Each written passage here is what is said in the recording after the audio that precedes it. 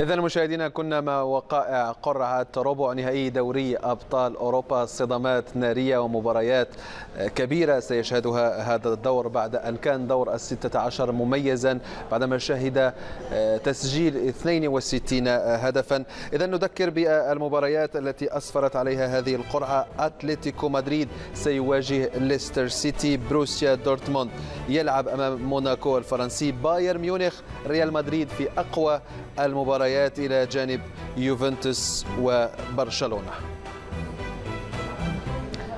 إذا نرحب من جديد مشاهدينا بضيفي وضيفكم الكابتن طارق ذياب محلل قنوات بين سبورتس. تعليق على هذه القرعة؟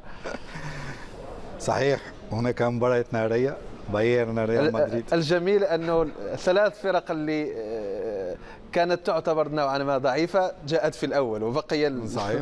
أنا أقول أتلتيكو صراحة ما نقولش محظوظ، لكن عنده إمكانية باش يترشح للدور النصف النهائي.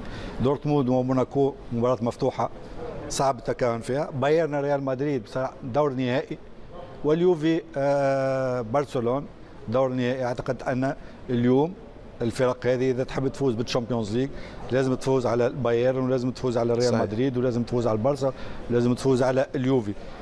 هل أنصفت القرعة الفرق الكبرى؟ لكن أنا نقول هذه هي كرة القدم وهذه هي القرعة اليوم. وأنت أفضل لك لما توصل دور نصف النهائي تلقى دورتموند أو موناكو، صحيح، ممكن تلقى ليستر سيتي. ولهذا أعتقد أن اليوم القرعة ما أنصفتكش، ممكن في الدور نصف النهائي. لكن المشكلة الكبيرة أن ما زالوا عندنا شهرين تقريبا.